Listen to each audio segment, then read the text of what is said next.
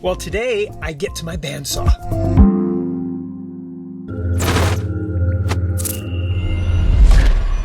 Well, welcome folks.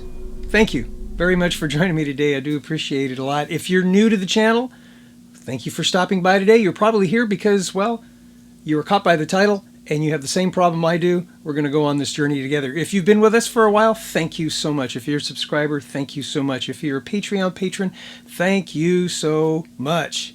If you're not any of those and you care to participate, there'll be links below or up here in the thing.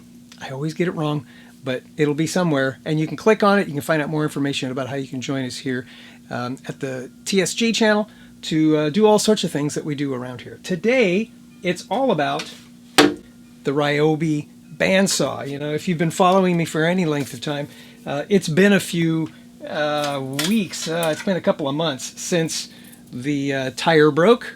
Yep, that went by the wayside. And then when that happened, a few of the teeth on the blade kind of gave way, and I can't find them right here at the moment, but they got chewed up pretty bad. So I had to run out, hang on, and get myself a new tire, two new tires actually, because the second one broke the day, here it is, that I pulled this whole thing apart. So I'm going to put both new tires on here and put a new bandsaw blade, and I'll show you those in just a minute. But before I go any further, let's just take a close-up here of some of the parts.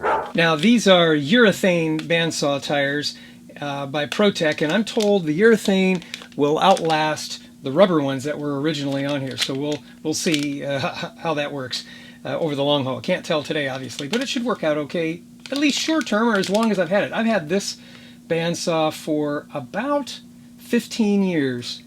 Yeah, coming on 15 years, and it served me well, and I just can't, you know, I just can't go out and toss this and go buy myself another one when this one's working perfectly fine, except for, you know, replaceable parts. So I'm going to take this out.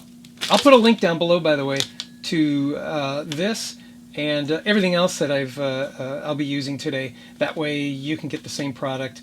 And I did a lot of research, and I think this is probably going to work really well. We'll see. All right, so if you remember, one of the parts is this little brush thing. I noticed that the brush wasn't touching the flywheel here before, so I made a slight adjustment, but you want to get that out of the way. You can get the gauge here out of the way if you would like. I'm not going to. I'm going to put this thing on just like this and give it a stretch.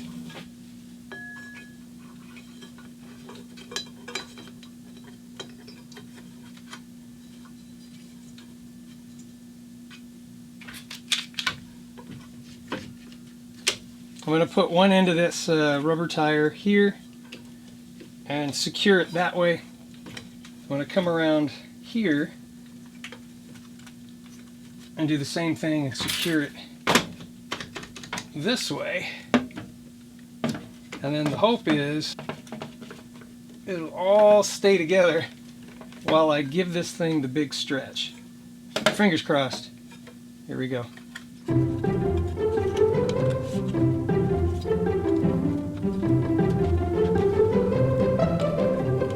I might add, you want to make sure that you have the proper size tire for your flywheel, and there you go.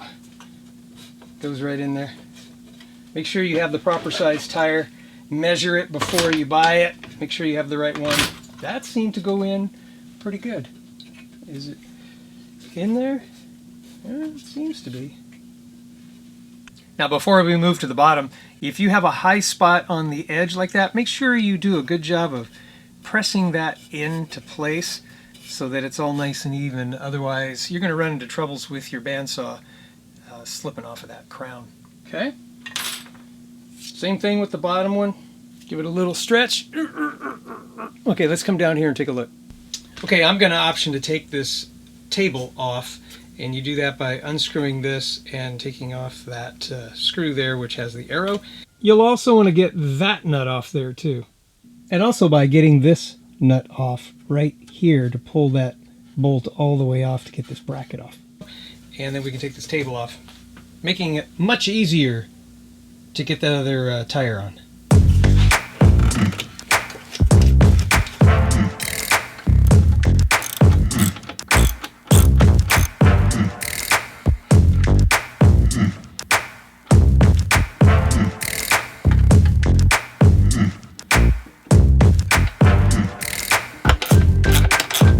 Don't worry, it's worth the little bit of effort here to get that off. Yeah, so much easier without the table there. You can see all the way around. Make sure you clean your flywheel off.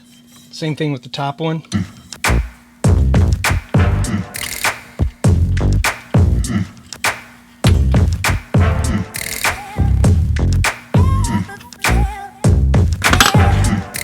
Again, if you need some extra helping hands, get them in there if you don't have anybody else around to help you.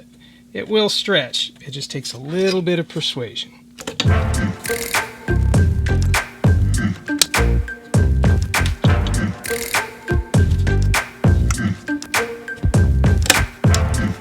There you go. And then make sure again that it's seated on both ends of this groove so that the crown is even all the way around.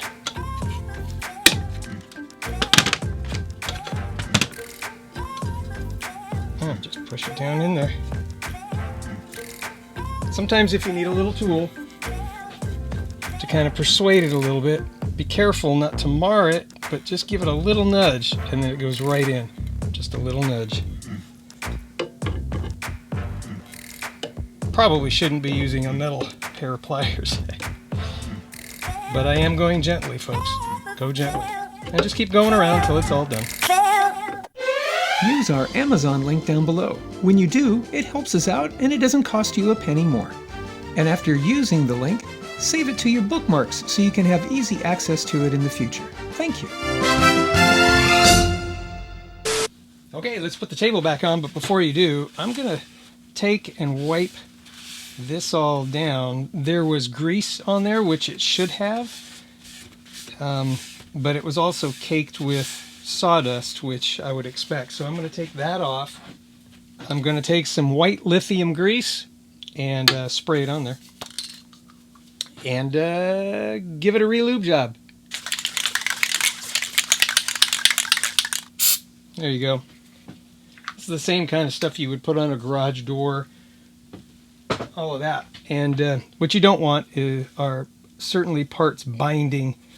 Clean up the residue and get that table on there. Whatever you do, those of you that like WD-40, I like it too for a lot of things, do not use WD-40 on there. You'll end up collecting dirt that you don't want in there, and it'll actually take away a lot of the lubricant that needs to be there. It needs to be a heavier lubricant, guys. Use white lithium grease. It's best for this situation. It's the best choice. Well, wish me luck. I'm going in.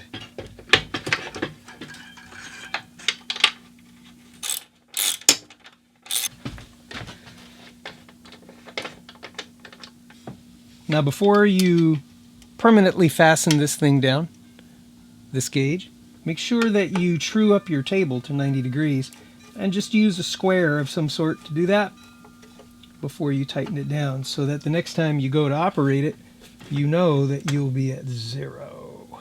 All right, here comes the fun part, guys. We get to put the blade on. Now, you've been wondering what blade I have. Right now, for this particular saw, it's a 59 1/4 by 1/4 inch, and I decided to get 14 teeth per inch so that I can do light aluminum and most woods, do a little finer cutting. Now, if you've already taken yours off, you already know this part. But first, there's a wing nut or some sort of fastener here. You'll want to take that out because that's where the blade is going to go in. And then the next thing you're going to need is an Allen wrench to make adjustments to your guides. And I would recommend loosening up the guide just a little bit so it makes it easier to get the blade in there, and then you could make your adjustments appropriately. They use twisty ties. It's get those off. Be careful. Wear some eye protection with this, okay? Because these blades like to go boing when you get them unraveled. And you're going to make sure your teeth are facing you when you're standing on this side of the table. And there you go.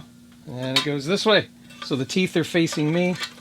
I'm going to slide that baby inside of there, up and over the tire. Now there's a bearing back inside of here. If you haven't taken it apart, take a look in there. You'll see that there's a bearing in there. There's also a bearing on the one underneath. Make sure that it's on the correct side of the bearing so that it has proper pinch and guidance, okay? Oh yeah, make sure your lever is all the way down so you release all the tension off your wheel. You know, I'm going to take these brushes completely off. They are just in my way. Yeah, just don't forget to put the brushes back on before you close the whole thing up.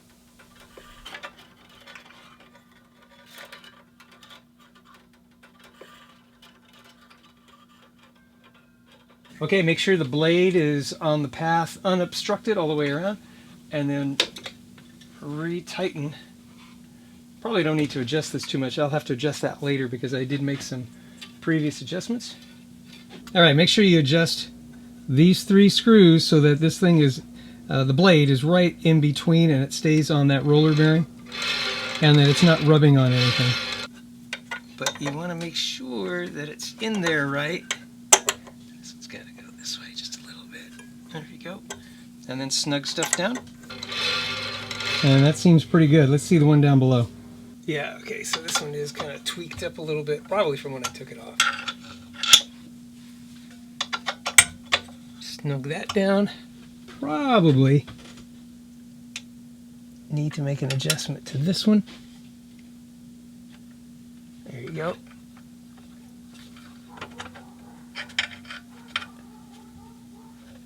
There you go. Yeah. It too is adjusted, not rubbing on anything. Now that noise that you're hearing is actually the motor turning because I didn't take the fan belt off for the belt to drive off the motor. But it all seems to be working well. Let's close her up and give it a try.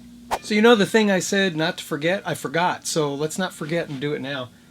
It's our little brushes. We want to make sure that the brushes are on there straight. Give me a second. I'll put them on and then we'll start it up.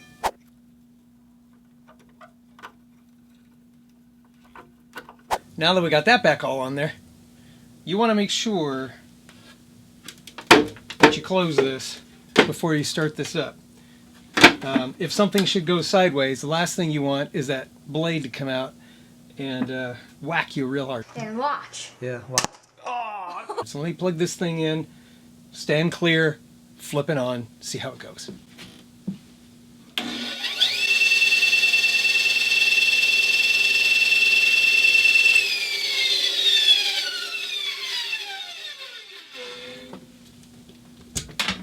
Okay, gonna unplug it.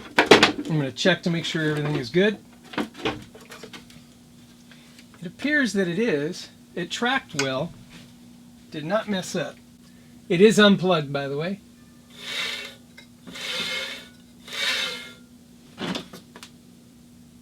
Full contact with the tire. It's tracking well. Looks good. All right. Here's your tracking window. Make sure that your blade is staying on the rubber tire, and if need be, use your adjustment knobs here to go back and forth until you get that thing close to center, at least not dragging off the edge. Okay? Okay, and then lastly, don't forget, put your blade guard on so that it doesn't inadvertently come off. Not the guard, the blade. That keeps the table stable. There you go. I'm a happy guy. I got my Ryobi bandsaw going again after 2 broken tires and a messed up blade. It's all back in shape. I can get back to some of the craft things. I got some stuff that I want to make here pretty quick, and I needed it. So if you have any questions about any of this, I'll have links below to where you can purchase the tires, the bandsaw blades, even the bandsaw if you want. Now, This bandsaw specifically isn't built anymore. They have an updated version of it. I'll put a link to that below too. I've enjoyed it. I've had it about 15 years. Not a single problem. It's always turned on and worked and cut everything from light load aluminum, light stuff, and all the wood that I could ever throw at it. So it's always done very, very well for me. If you want to enter into discussion, which is better, 14 teeth per inch or 16 or 18 or 10 or 6, all of those, let's enter into a conversation about which one you like best and why. Oh, do you have a Ryobi? If you do, which one do you have? If you don't care for Ryobi and you have a bandsaw, which one do you prefer? Let me know down below. That's all I got for you today. Thank you for joining me today. We're going to see you next time. I got to get back on to making those crafts that I got to get done for Christmas, because Christmas is going to come faster this year than it did last year. You know why? I don't know why. I don't know why either. All right. I'll see you soon. God bless you. God bless America. May America bless God.